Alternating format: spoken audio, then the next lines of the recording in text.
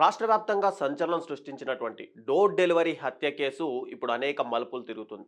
దళితుడైనటువంటి driver సుబ్రహ్మణ్యంని చంపి మృతదేహాన్ని అతని ఇంటి వద్ద వదిలిన కేసులో వైసీపీ ఎమ్మెల్సీ అనంత ఉదయభాస్కర్ చుట్టూ నెమ్మదిగా ఇక్కడ ఉచ్చు బిగుస్తుంది. ఈ కేసులో మిగిలిన పాత్రదారులపైన ఆధారాలు లేకుండా చేశారనే ఆరోపణలతో పాటు ముద్దాయికి లభించినటువంటి మద్దతుపై కూడా ఇప్పుడు అనేక అనుమానాలు వెల్లువెత్తుతున్నాయి. తాజా పరిణామంగా చూసుకుంటే రాజమండ్రిలోని ఎస్సీ ఎస్టీ అత్యాచారాల నిరోధక కోర్టు ఈ హత్య కేసును తిరిగి విచారించేందుకు ప్రత్యేక దర్యాప్తు బృందానికి ఇప్పుడు అనుమతిచ్చింది.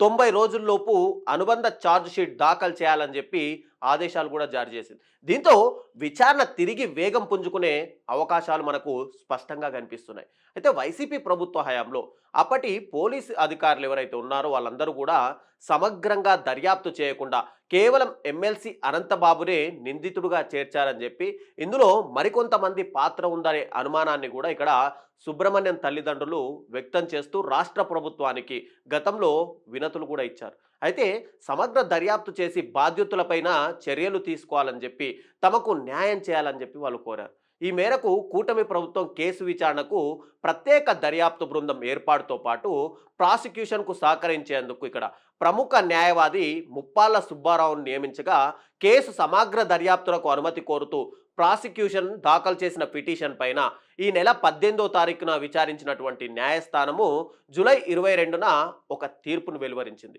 ఈ కేసులో ప్రత్యేక దర్యాప్తు బృందం మరోసారి పూర్తిస్థాయి విచారణ జరిపేందుకు కోర్టును అనుమతి కోరగా న్యాయమూర్తి 90 రోజుల్లోపు అదనపు ఛార్జ్ షీట్ సమర్పించాలని చెప్పి ఇక్కడ సిట్ని కూడా ఆదేశించారు. అసలు ఈ అనంతబాబు కేసు ఏంటి, ఆ కేసులో ఏమేం పరిణామాలు చోటు చేసుకున్నాయి, అసలు ఏం జరిగింది అనేది మనం తెలుసుకోవాలంటే ముందుగా 2022 మే 19న కాకినాడలో వీధి సుబ్రహ్మణ్యం అనే వ్యక్తిని హత్య జరగగా 3 రోజుల దర్యాప్తు తర్వాత ఇదొక అనుమానాస్పద మృతిగా అప్పుడు కేసు నమోదైంది. అయితే దళిత సంఘాల ఆందోళనతో మర్డర్ కేసు నమోదు చేసి ఇక్కడ అనంతబాబుని అరెస్ట్ చేశారు. అయితే పోలీసుల విచారణలో తానే ఈ హత్య చేశానని చెప్పి అనంతబాబు అంగీకరించి జైలుకు కూడా వెళ్ళారు. కింది కోర్టుల్లో బెయిల్ కోసం అప్పుడు విఫల ప్రయత్నాలు కూడా చేశారు. పోలీసులు సకాలంలో అంటే మనం ఇక్కడ చూసుకుంటే కనుక ఎవరినైనా అరెస్ట్ చేస్తే 15 రోజుల్లోపు ఛార్జ్ షీట్ దాఖలు చేయాలి. కానీ ఇక్కడ 15 రోజుల్లోపు ఛార్జ్ షీట్ దాఖలు చేయలేదన్న కారణం చూపి సుప్రీంకోర్టు ఇక్కడ మధ్యంతర బెయిల్ పొంది గత 2 ఏళ్లుగా కూడా అనంతబాబు ఇక్కడ బయటనే తిరుగుతున్నాడు. ఈలోగా ప్రభుత్వం మారిపోయింది. టీడీపీ ప్రభుత్వం రాగానే ఈ కేసును తిరిగి విచారించాలంటూ చెప్పి సుబ్రహ్మణ్యం తల్లిదండ్రులు, న్యాయవాదులు, దళిత సంఘాలు కూడా డిమాండ్ చేశాయి. సుబ్రహ్మణ్యం హత్య జరిగిన సమయంలో ఉన్న పోలీసు అధికారులు ఇక్కడ కావాలనే కోర్టును తప్పుదోవ పట్టించేలా వ్యవహరించారని చెప్పి వాళ్ళను కూడా విచారించి క్రమశిక్షణా చర్యలు తీసుకోవాలని చెప్పి ఇక్కడ ఎవరైతే చనిపోయిన వ్యక్తి సుబ్రహ్మణ్యం ఉన్నారో అతని తల్లి అయినటువంటి నూకాలమ్మ ఇటు కోర్టులో రివిజన్ పిటిషన్ దాఖలు చేశారు. హత్య జరిగినప్పుడు, అంతకు ముందు, ఆ తరువాత కూడా నిందితుడు ఎవరెవరితో ఏం మాట్లాడారు, ఘటనా ప్రదేశంలో ఎవరెవరు ఉన్నారనే అంశాన్ని ఇక్కడ గూగుల్ టెక్అవుట్ కానీ, టవర్ లొకేషన్ కానీ, సీసీ ఫుటేజీలు కానీ, కాల్ డేటా ఆధారంగా ఇక్కడ గుర్తించాల్సి ఉన్నప్పటికీ కూడా ఎమ్మెల్సీ గన్మెన్ను కూడా ఇక్కడ సమగ్రంగా విచారించలేదు అని కూడా గతంలో ఆరోపణలు అయితే ఉన్నాయి. ఇక సుబ్రహ్మణ్యం ఎవరైతే డ్రైవర్ చనిపోయాడో అతని శరీరం పైన 31 అంతర్గతంగా మరో 3 బలమైన గాయాలు కూడా ఉన్నాయి. ఇవన్నీ చేయడము ఒక్క అనంతబాబు వల్ల సాధ్యమా? మృతదేహాన్ని ఎవరి సహాయం లేకుండా ఒక్కడే కారులో వేసుకున్నాడా అనే అనుమానాలు కూడా ఉన్నట్టు కూడా ఇక్కడ కొత్తగా ప్రాసిక్యూషన్ న్యాయవాది అయినటువంటి ముప్పాళ్ల సుబ్బారావు ఒక క్వశ్చన్ని తెరపైకి తీసుకొచ్చారు. అయితే సిట్ అధికారులు సమగ్ర దర్యాప్తు చేసి గత అధికారుల విచారణలో లోపాలు వెలికితీసి హత్యలో ఎవరెవరి పాత్ర ఉందో బయట పెట్టాలని చెప్పి ఆయన కోరారు. ఇక ప్రాసిక్యూషన్ తరపున ఇక్కడ కె రాధాకృష్ణరాజు, శ్రీవాణి బాయిలు కూడా వాదనలు వినిపించగా ఎమ్మెల్సీతో పాటు ఇతర పాత్రదారుల ప్రమేయం కూడా త్వరలో బయటపడుతుందని చెప్పి ఈ సందర్భంగా ప్రాసిక్యూషన్ న్యాయవాది కూడా స్పష్టం చేస్తూ వచ్చాడు. అయితే ప్రాసిక్యూషన్ సుబ్బారావు చెప్పిన దాని ప్రకారం మనం ఒక్కసారి వెనక్కి వెళ్ళి చూస్తే కనుక హత్య జరిగిన 2022 మే 19 తర్వాత కేసు నమోదు చేయడంలో ఇక్కడ జాప్యం జరిగింది. ఛార్జ్ షీట్ను సకాలంలో ఇక్కడ దాఖలు చేయలేదు. ఎఫ్ఐఆర్ నమోదు చేసే సమయంలో ఆయన కులాన్ని కూడా ఇక్కడ తప్పుగా చూపారు. ఇదంతా కేసు తప్పుదోవ పట్టించేందుకే ఇలా రాశారు. కాల్ డేటా రికార్డ్స్ సరిగ్గా లేవు, ఇందులో వీడియో ఫుటేజ్ను కూడా అరకొరగానే సమర్పించారు, టెక్నికల్ కానీ శాస్త్రీయ విచారణ కూడా ఎక్కడా జరగలేదు. అందువల్లనే అదనపు ఛార్జ్షీట్ దాఖలు చేసేలా ఇక్కడ విచారణ కొనసాగించాలి. ముద్దాయికి ఇక్కడ గతంలోనే నేర చరిత్ర కూడా ఉంది. అనంతబాబు పైన గతంలో 11 కేసులు కూడా నమోదై ఉన్నాయి. వాటిలో ఒకటి రౌడీ షీట్ అయితే, కానీ వైసీపీ ప్రభుత్వము ఆ కేసుల్ని కూడా ఉపసంహరింపజేసింది. ఎందుకంటే వాళ్ళ ప్రభుత్వమే అక్కడ అధికారంలో ఉంది గతంలో కాబట్టి. ఇక సుబ్రహ్మణ్యం హత్య జరిగిన రోజు ఇచ్చినటువంటి పోస్ట్ మార్టం రిపోర్టుకు కానీ పోలీసులు చెప్పిన దానికి కానీ ఎక్కడా కూడా పొంతననేది లేదు.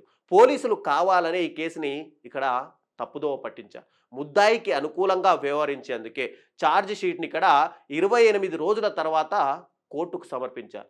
ముద్దాయికి ప్రభుత్వం ఇచ్చినటువంటి సెక్యూరిటీ గన్మెన్ను కూడా ఎక్కడా ఈ కేసులో విచారణని జరపలేదు.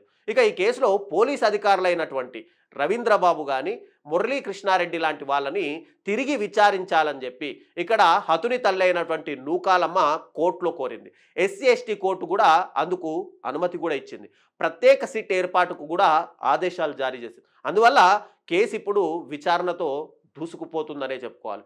అప్పట్లో సంచలనం సృష్టించిన ఈ కేసు ముందు ముందు ఎలాంటి మలుపు తీసుకుంటుందో కూడా మనం ఖచ్చితంగా చూడాల్సి ఉంటుంది. అయితే ఇక్కడ ఒక్కసారి డ్రైవర్ వీధి సుబ్రహ్మణ్యం హత్య కేసు జరిగినప్పటి నుంచి రీసెంట్గా కోర్టు సిట్ ఆదేశాలు జారీ చేసే వరకు టోటల్గా ఏమేం జరిగింది అనేది మనము ఒక్కసారి టైం లైన్ చూద్దాం. 2022 మే 19వ తేదీన కాకినాడలో ఉన్నటువంటి దళిత యువకుడు వీధి సుబ్రహ్మణ్యంని ఇక్కడ హత్య చేసి ఆ మృతదేహాన్ని టోటల్గా అతని ఇంటి ముందు తీసుకెళ్ళి ఇక్కడ ఎమ్మెల్సీ అనంతబాబు ఈ డోర్ డెలివరీ చేశారు. ఇక్కడ ఇప్పుడు 2022 మే 19వ. అయితే 2022 మే 22న ఈ కేసును అనుమానాస్పద మృతిగా నమోదు చేసి తర్వాత దళిత సంఘాల నిరసనలతో ఈ కేసుని హత్య కేసుగా ఆ తర్వాత పేర్కొన్నారు. ఇక 2022 మే 23న ఎమ్మెల్సీ అనంత ఉదయభాస్కర్ అరెస్ట్ చేసి పోలీసులు ముందు హత్యను అంగీకరించారు. అరెస్ట్ చేయగా విచారించిన తర్వాత ఆ తర్వాత అతన్ని ఇమ్మీడియట్గా జైలుకు తరలించారు. ఇక 2022 జూన్ జూలై మధ్య కాలంలో కింది కోర్టుల్లో అనంతబాబు ఇక్కడ బెయిల్ అభ్యర్థనలు చేయగా అవన్నీ కూడా విఫలమైతూ వచ్చాయి. తర్వాత 2022 ఆగస్టులో చూసుకుంటే 2022 ఆగస్టులో పోలీసులు సకాలంలో ఛార్జ్ షీట్ దాఖలు చేయకపోవడంతో ఇక్కడ సుప్రీంకోర్టు అనేది ముద్దాయికి ఇక్కడ మధ్యంతర బెయిల్ మంజూరు చేసింది. ఇక 2023 నుంచి 2024 మధ్య కాలంలో దళిత సంఘాలు మృతుడి తల్లిదండ్రులు కేసుని ఇక్కడ పునర్విచారణ చేయాలని చెప్పి డిమాండ్ చేస్తూ వచ్చాయి. కేసులో లోపాలపైన వాళ్లకు చాలా అనుమానాలు ఉన్నాయి. కేసులు దర్యాప్తు చేసిన పోలీస్ అధికారుల విషయంలో కానీ ఎమ్మెల్సీ అనంతబాబు విషయంలో కానీ గత ప్రభుత్వం వాళ్ళ ప్రభుత్వమే ఉంది కాబట్టి ఇక్కడ తప్పుదోవ పట్టించే ఉద్దేశాలు ఉన్నాయని చెప్పి 2023 నుంచి 2024 మధ్య కాలంలో ఈ కేసుని మళ్ళీ రీఓపెన్ చేయాలి అని చెప్పి వాళ్ళ తల్లిదండ్రులు డిమాండ్ చేశారు. ఇక 2024 డిసెంబర్లో వైసీపీ ప్రభుత్వము ఇక్కడ పడిపోవడము, టీడీపీ నేతృత్వంలోని కూటమి ప్రభుత్వము ఇమ్మీడియట్గా అధికారంలోకి వచ్చింది. తర్వాత 2025 జూన్ జూలై మధ్య కాలంలో ఇక్కడ కూటమి ప్రభుత్వం అనేది ఈ కేసుకు సంబంధించి ఒక సిట్ని నియమించింది. న్యాయవాది ముప్పాళ్ళ సుబ్బారావుని ఇక్కడ ప్రాసిక్యూషన్ తరపున కూడా నియమించింది. తర్వాత 2025 జూలై 18వ తేదీన అంటే 3-4 రోజుల క్రితం 2025 జూలై 18వ తేదీన కోర్టులో విచారణ జరిపినటువంటి కోర్టు సిట్ దాఖలు చేసిన పిటిషన్ పైన ఇక్కడ వాదనలు కూడా జరిగాయి. ఇక 2025 జూలై 22న రాజమహేంద్రకోణ అంటే Rajahmundry court SC ST court కీలక తీర్పును ఇక్కడ వెలువరించింది. 90 రోజుల్లో అనుబంధ ఛార్జ్షీట్ దాఖలుకు అనుమతి ఇస్తూ కొత్త దర్యాప్తు మళ్ళీ పునర్విచారణ జరిపించాలి ఈ కేసుకు సంబంధించి. గతంలో ఎవరైతే అధికారులు ఉన్నారో గతంలో ఎవరెవరు ఇన్వాల్వ్మెంట్ ఉందో వాళ్ళందరినీ కూడా తిరిగి విచారణ జరిపించాలని చెప్పి జూలై 22, 2025న SC ST court Rajahmundry court 90 రోజుల్లో అనుబంధ ఛార్జ్షీట్ దాఖలు చేయాలని చెప్పి సిటీ అధికారులను అయితే ఆదేశించారు. టోటల్గా ఈ కేసు చూసుకుంటే 2022 మే 19న నమోదైన కేసు ఇప్పటికీ కూడా అంటే దాదాపుగా 3 సంవత్సరాల పైచిలుకుగా ఈ కేసు ఇప్పటికీ గూడా ఇంకా నడుస్తూనే ఉంది. నిందితుడుగా అనుమానం ఆరోపణలు ఉన్నటువంటి అనంతబాబు బెయిల్ పైన బయటనే ఉన్నాడు. ఆ తల్లిదండ్రులకు సుబ్రహ్మణ్యం తల్లిదండ్రులకు ఇప్పటివరకు న్యాయం గూడా జరగలేదు. ప్రభుత్వాలు గత ప్రభుత్వం గాని, ఇప్పుడున్న ప్రభుత్వం గాని దీనిపైన విచారణ జరిపించాల్సిన అవసరం ఉంటే గత ప్రభుత్వం వాళ్ళ ఎమ్మెల్సీ కాబట్టి అతన్ని వెనకేసుకొచ్చిన దాఖలాలైతే ఇక్కడ స్పష్టంగా కనిపిస్తున్నాయి. ఇప్పటికైనా కొత్త ప్రభుత్వం కూటమి ప్రభుత్వం కాబట్టి ఎమ్మెల్సీ పైన లోతుగా విచారణ జరిపించి ఖచ్చితంగా నేరస్తుడైతే గనక అతనికి శిక్ష విధించాల్సిన అవసరం ఉందని చెప్పి అక్కడ దళిత సంఘాలతో పాటు ప్రజా సంఘాలు న్యాయవాదులు కూడా డిమాండ్ అయితే చేస్తున్నారు. ఇట్లో అనంతబాబుకు ఎలాంటి శిక్ష పడాలి, ఒకవేళ నిజంగానే దోషి అయితే అనే దానిపైన కూడా మీ కామెంట్లని ఖచ్చితంగా తెలియజేయండి.